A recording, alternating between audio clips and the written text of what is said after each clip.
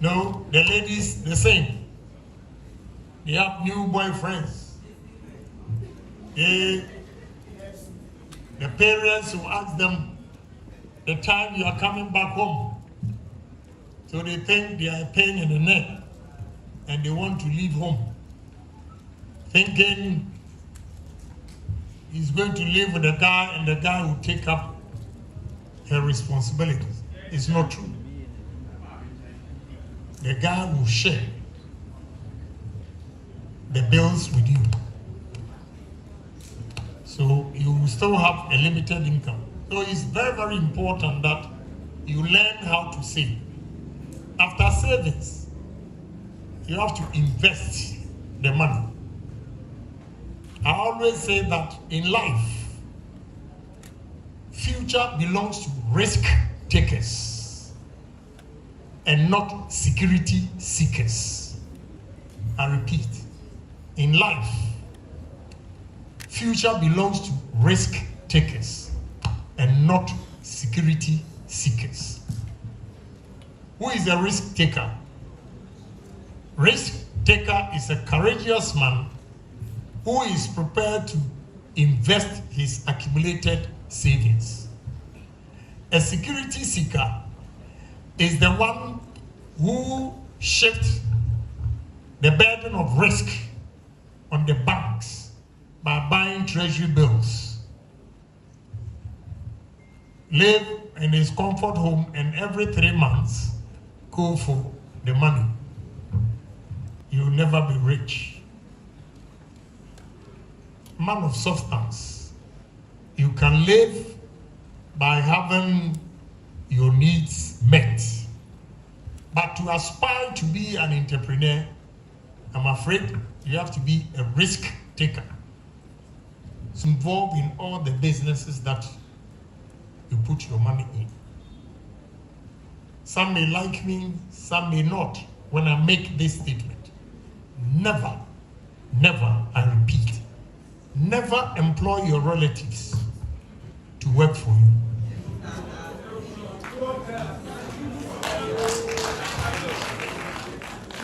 You know, this side of the world,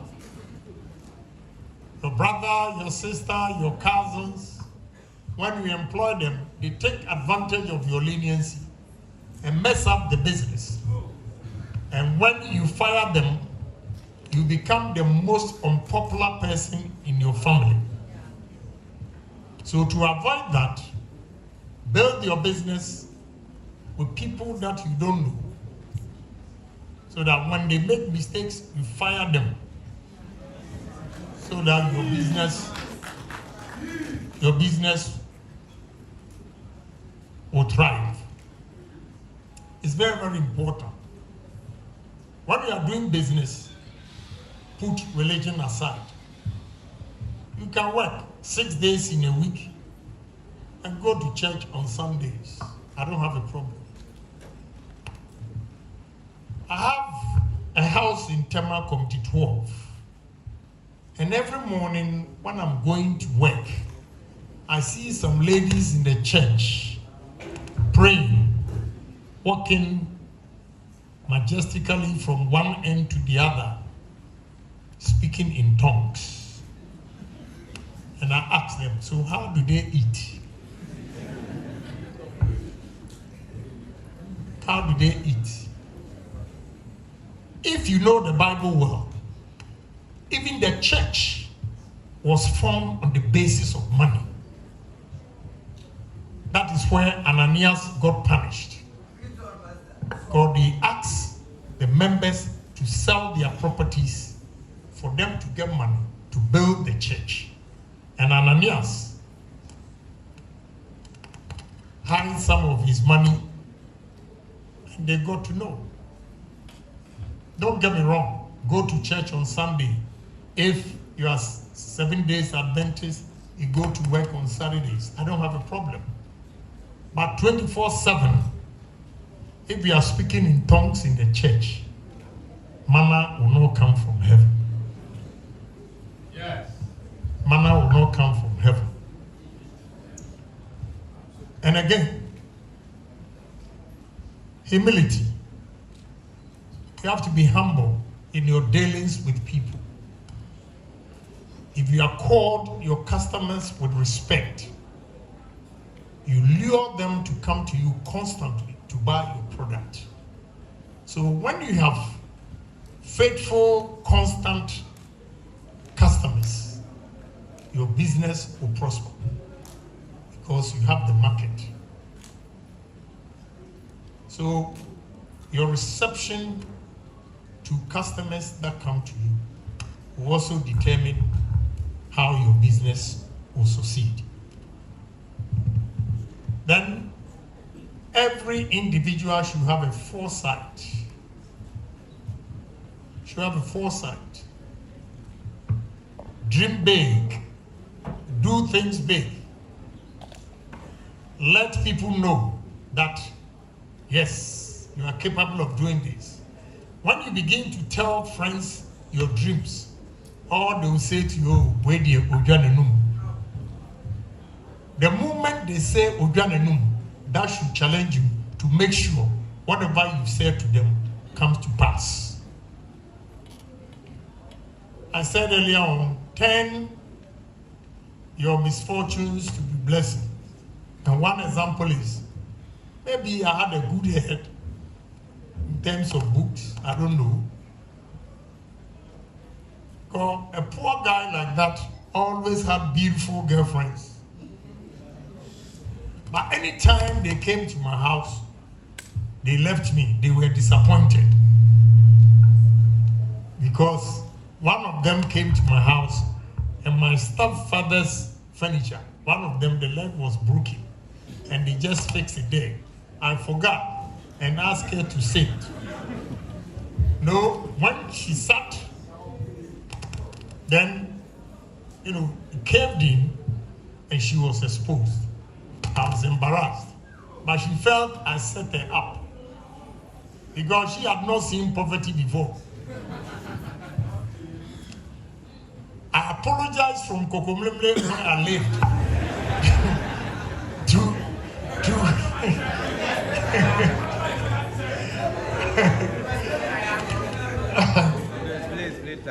Asalam down. Yeah, across. Yeah. Apologizing, but she came from a rich home, so she was so hurt. I let it slide that night, and the next day we're doing vacation classes at WAS, West African Secondary School.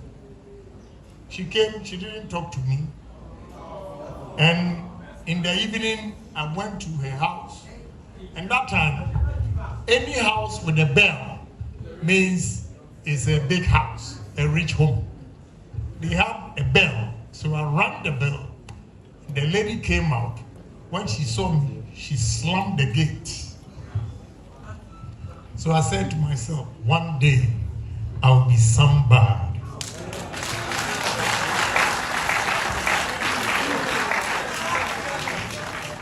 The second one also happened at Asalam Dam.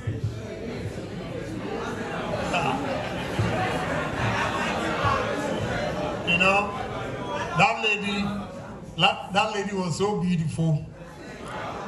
After sixth form, I gave her my books for her to use. And one of the books was written by a master here at Ahmadiyya, Accounts Made Easy, T.I. Ahmadiyya, the master. He wrote that book. So I've gone to sixth form, lower six. I was the happiest guy on earth, sixth form, going there majestically with my galleys. When I entered the house, where she always sits with me, there was one handsome guy. I have to be honest, he was handsome. Well cut hair. He was older than me. Obviously, they were rich. That day, the lady, I sat with her sisters for almost 3 hours. She never spoke to me. I asked for that book, and she told the sister to go and look for it. She couldn't find it. So I said, okay, let me go. So when The sister saw the scene. She was also embarrassed, so she decided to escort me. On my way, I told her, tell your sister, one day I'll be somebody. I didn't know how I was going to be successful, but I stayed focused and said that, am I a show me? One day. One day I was coming from America, British Airways on first class, and that lady was at the economy. So when I sat in, I saw a lot of my friends at the business class. So I came back before the plane took off. I came back to talk to them. Then the lady waved at me.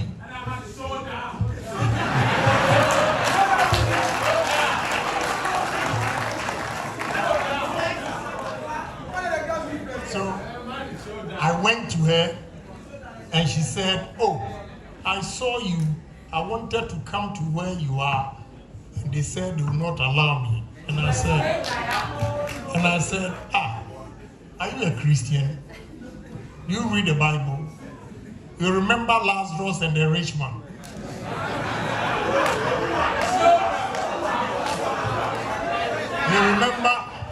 You remember Lazarus and the rich man? When the rich man asked for just a drop of water, he said to him, where I am and where you are far apart.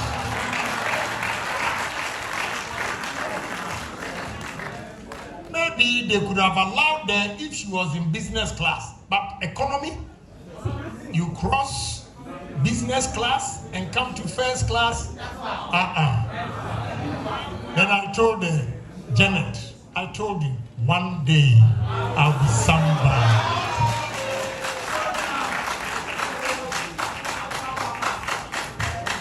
So I'm sharing all these experiences with you for you to know that success doesn't come easy.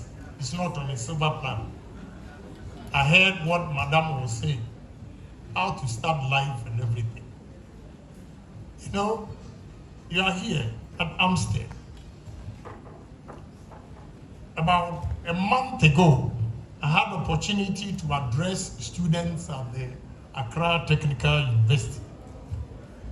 And I was so sad when a young man said, the impression Ghanaians have about those in the technical universities is that they think those who do not do well in SHS exams are the ones who go to technical school. I listened to Professor enumerating the courses you offer here.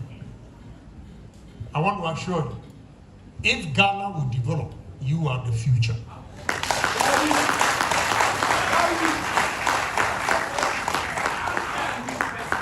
When you come to my office, files of applications, accounting, human resource, and this time, supply chain, a lot.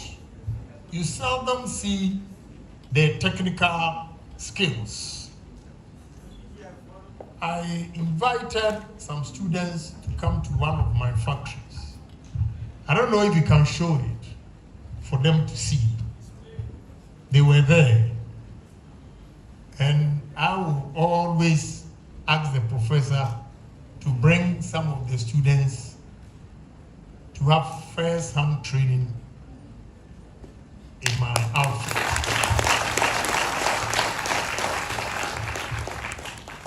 Yeah, I took them there.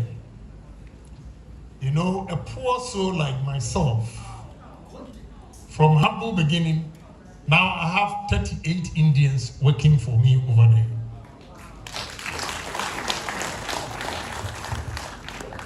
This is the steel plant that they are fixing the machines. And why the future belongs to you is that all the things you see there, the metal works, steel works, everything, are done by Ghanaians and only supervised by the Indians. What I will entreat the professors here to do is that I assure you that this time we have a lot of technicians who can fix equipment. What we left or what we lack is building our own air conditions you have here, building all these steel plants ourselves. That is what we're lacking. So we should begin to concentrate on that.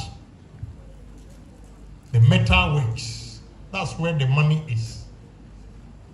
You know, I happen to have a business where I have a lot of educated people, those who did the humanities.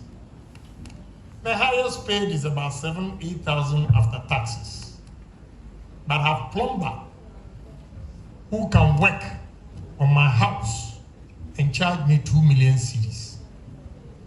Now, 2 million cedis, take 10% as his profit, is 200,000. When you multiply 7,000 by 12, a year is 84,000. But he takes a contract for 3 months and he makes a margin of 200,000. And you are sad to be a plumber? Come on, you have to wake up. You are the future of Ghana.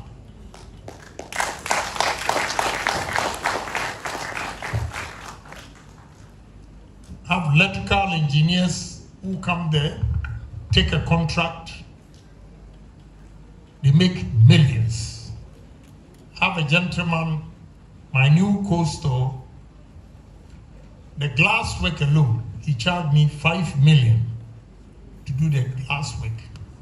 So who says you are the least recognized in the country? You feel so because we don't set our priorities right. If we set our priorities right, we'll place special emphasis on the technical side. That's where the money is. So I say this to encourage you to keep faith alive and stay determined. And one day you succeed and be like Agyapong.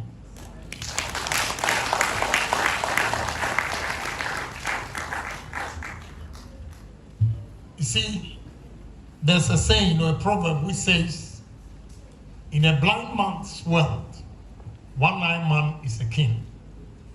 I'm talking and you are clapping for me, clapping for me. When I get to Dubai and I sit with my billionaires friends, if I'm not naturally courageous, I'll not be able to speak. For the numbers they mention, then you come here, they are hailing Agyapong. Go there and listen to, business ideas and the monies they move. So, I'm not ending here. I'm forging ahead, whether business or politics. I will not relent my ambition until I drop dead one day. I will continue to strive for success.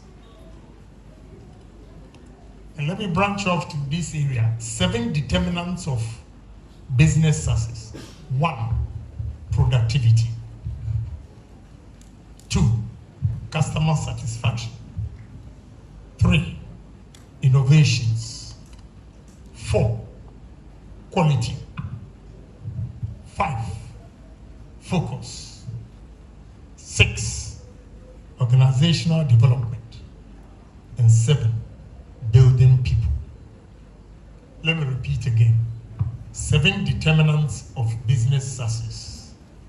Productivity, customer satisfaction, innovation, quality, focus, organizational development, and building people. What do I mean by productivity? Productivity is a key to every business success and the economy as well. We need to produce with efficiency. What I mean by efficiency is, I'll give you one example. I have a business partner who has established tomato factories in Senegal, Gambia, Guinea, and Cote d'Ivoire. We are now coming to Ghana here. In Senegal, when we first went there, 1 hectare of the land, they were producing 15 tons of tomatoes. Today, with this technology from Dubai, they produce 70 tons per hectare. So with the economies of scale, in terms of productivity and production costs, the one who is able to produce 70 tons per hectare obviously has a cheaper cost of production. Whereas those who produce 15 tons per hectare will always have a high cost of production. So a low cost of production and high cost of production, the one who produces at a lower cost obviously will knock the one who produces at a higher cost out of business. So productivity is key, and you should be determined that the old ways of doing business, this time we have innovations. The agrarian style of doing business and farming is over. With technology and digitalization, you can sit here. What example I gave you, like hawking on the street that time, today you don't need to hawk on the street. All you have to do is create a platform on internet and sell your products. The ladies here buy hair piece, Madame's products, and put it on internet. What you have to do is, when I was buying lead bars, bucket, and all those things from Lagos town, my mother was stuck with those provisions. I moved up. But I will go and buy the bucket and lead bars from Lagos town, bring it to Okanshi, come and sell, take my profit, and go back again. So you can also buy from Madam, put it on the internet. Don't disclose your source. That one, don't do it. If you disclose your source, they'll go directly to Madam and buy it. You buy Madam's products, you're on campus. You can go door to door. She have sweet tongue. Wrap them. Yes, you have to yawn and sell the product. And you make money. By the time you come out of college, you have experience to do business. There was a lady in Sunyani that I spoke to, and she told me her friends don't want to come to her because they say she's rich. Or she said she went to tech. While she was on campus, she was working for the mother and selling some of the products on campus. I normally come with a friend, but today he's in Western region. And you are young, you know his books, Approaches series. He started when he was on campus, tech. And here we are today with the Approaches series. So don't sit idle. Madam has given you the clue. Take that clue. Now you have a source. Go to her. Create a platform with a group of students on internet. These products, very good. Tell them whatever they believe. Let them try it. Sometimes we Ghanaians don't make money because our marketing strategy is completely wrong. And Madam hit that right on the nail. You always, if you want to sell your products and beat the market, in the early stages of your company, give out freely some of the items for people to test. And when they test them, they will go back and tell the story. And through the storytelling, you get customers coming to you all the time. And that is how you begin to make money and improve on your business. So give out freely some few items for people to test. And the results will yield for you to give you confidence to go and buy more products to sell. Another important area is the customer satisfaction. What I mean by customer satisfaction is you should always ask questions of your customers. Which product is good and which of them that you think you need to improve. If they believe and satisfy with your product, no matter where you are, they will always come to you to buy it. And in business, if you are going to succeed, nothing will beat permanent customers.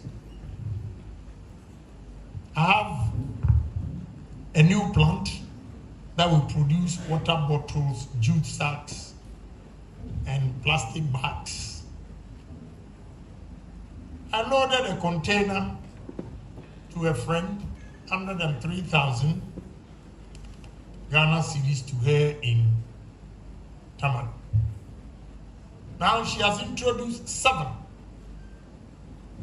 businesses to me, or giving me 7 customers.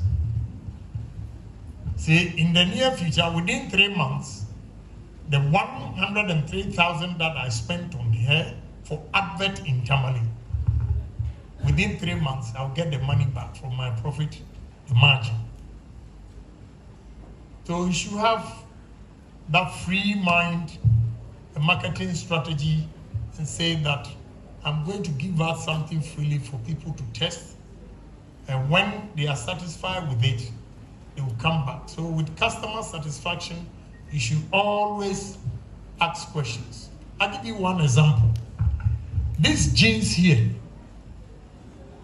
I bought it about 6 years ago. The zip is still the same. All my African wear, the zip, unless the top is long, if not, you see the zip open, I can't close it. Meanwhile, the cost of the African product here that I buy is even more expensive than the jeans or the khaki pants that I have. But I have customer satisfaction because my zip is intact. No sign of destruction. But the African, today from here I'm going to change and go to a funeral. Those black, anytime you take it, the zip. Cheap way of making money. Your business is not going to last long. So it's important that you give the people what they want and ensure quality. Some people might use cheaper way of making money and thinking they can sustain the business. You lose eventually. Those who emphasize on quality, technological advancement makes business easy. You should always surprise yourself with innovations. If not, you'll be left behind. Again, you should stay focused. In business, the economic trend can make you lose money. But once you have a dream and a vision. You don't have to give up when there are economic turmoil. You have to be persistent and stay focused and say that I'm not giving up. And those resilient businessmen will always succeed. So focus is very, very important. When you try a product, it doesn't work, you don't give yourself time to ask yourself, why or what am I not doing right? But you just jump and move to another product. Because you've not corrected the problems, your ways of doing business, if you jump to another product, you still lose.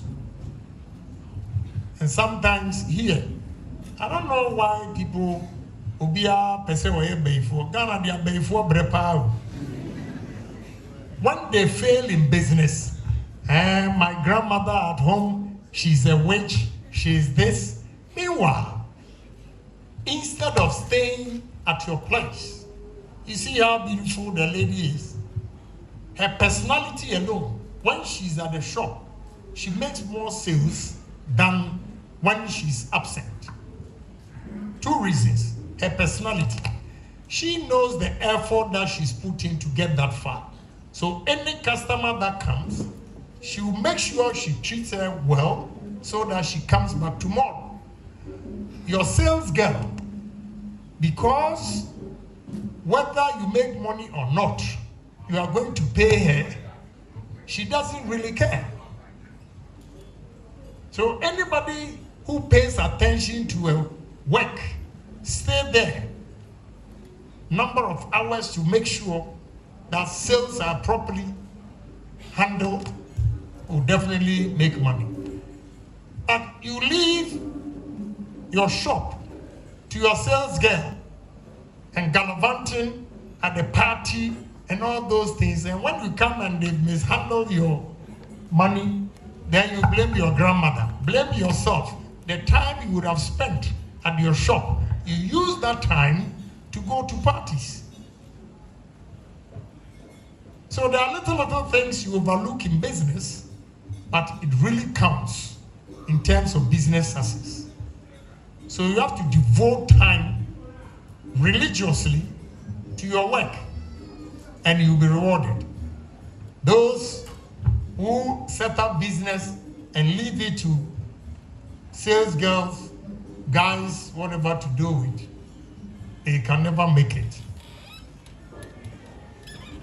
So business development, the way you set up your business, you can go to a wine shop, and when you get to the wine shop, the way they have arranged the drinks alone attracts you to buy. You can go to a wine shop, when you look at the package, it's a put off and you go back. A business organization, you have professors, you have academia who can always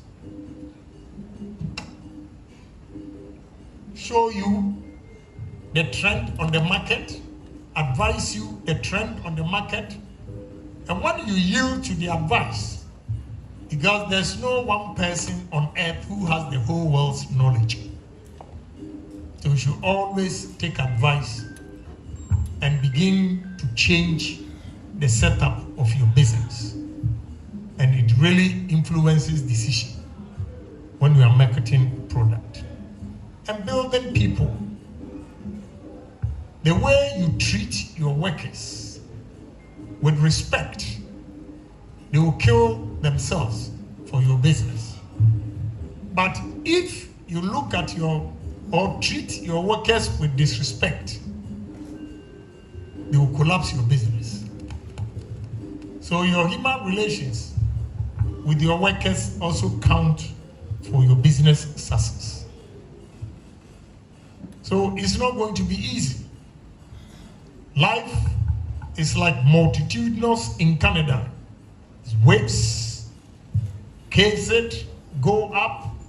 You fall 1 or 2 times, but say to yourself that never again. I'm not going to fall. I remember this footballer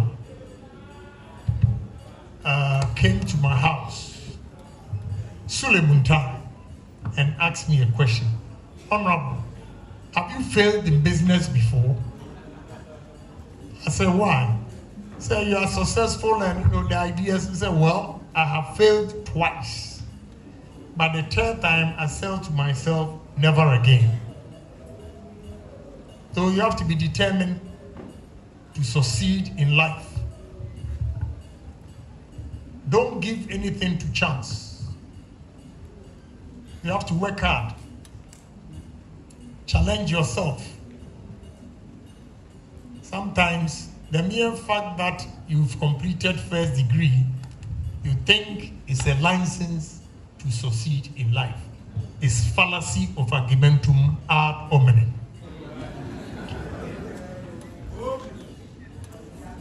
It is individual's determination, individual's dream, individual's focus that will determine his success. You can finish college year, you are a chartered accountant, you don't have a job, I can sell bread and put my name there, market it, Agyapong bread, papa. Ken's bread, papa. And the mere fact that people see me selling the bread with my brand, you see the number of people that will buy. And my income will be more than the one in suit, sitting in the office, cool air conditions. So we have high rate of unemployment in this country because most students come out and they want government and office work. Try and do something. Try and do something. And one day it will yield results. And there is nothing self-gratifying like doing your own business. Initially, if you are fortunate to get employment, save money, but make sure you say to yourself that one day you are going to be your own man. And enough is enough of the paycheck. When you set up goals and follow it religiously, it will surely come to pass. So young men and women here, I share this experience with you for you to know that life is not as easy as you think, because today you have seen Kennedy Agyapong, you've heard him, whatever. No. Me, the girls that disappointed me was a challenge to me never to be poor. And those days, now I'm mature. When I was young, I could flip the finger and the women would be there. That is when I started doing my business. But those days, I called the women and, I didn't even have confidence to call them. They approached me because of my head. But they got disappointed when they came to my house. But here we are today. So I'm saying that, last word, postpone your spending today for tomorrow. That is the savings. Postpone your spending today for tomorrow. That will be your savings. Be a risk taker and not a security seeker. And I want you to say it after me. One day, I will be somebody. One day, I will be greater than Kennedy Agyapong. God bless you.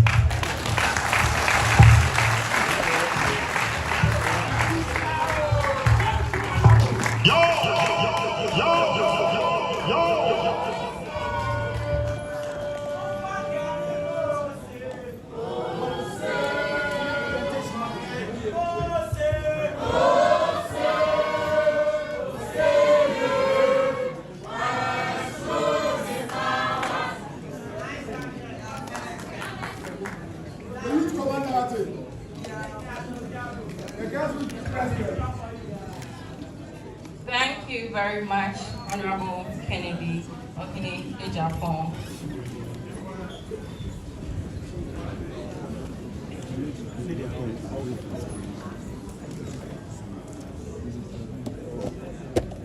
Next on the list are some citations to be presented to various individuals. To present the citation to Nana Kweku Bona is Dr. Philip, the Teston patron. Can we please have this here? You can do better.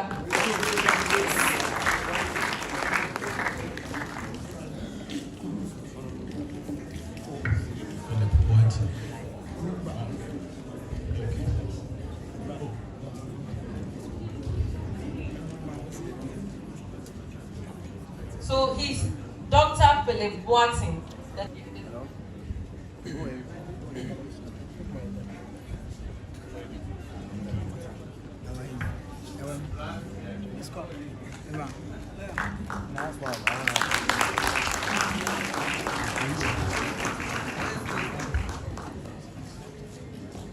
Thank you very much, Dr. Philip Boateng. You can have your seat. Thank you very much. Presenting the citation to Nana Osei Tutu is Dr. Enchi Befi, the Vice Dean of Student Affairs. Can we please have the Dr. here? Dr. Befi is out.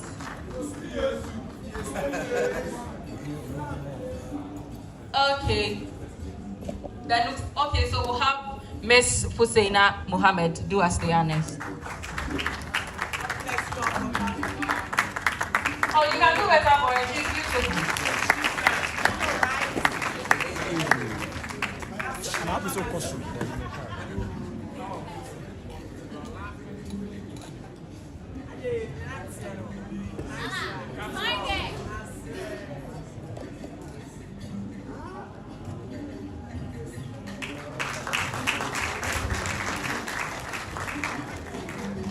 Thank you very much, Her Excellency Fuseina Mohammed and Nana Osei Tutu. Next on the list to present the citation to Mr. Alexander Osman is Dr. Prince Jima.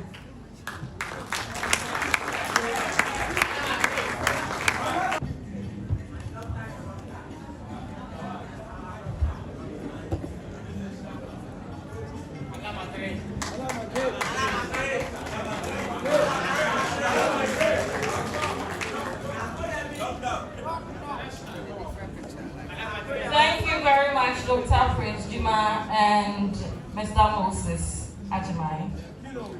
To present the citation to Mrs. Gloria Equiamwa Boateng is His Excellency David Akwete Osho, the SRC President.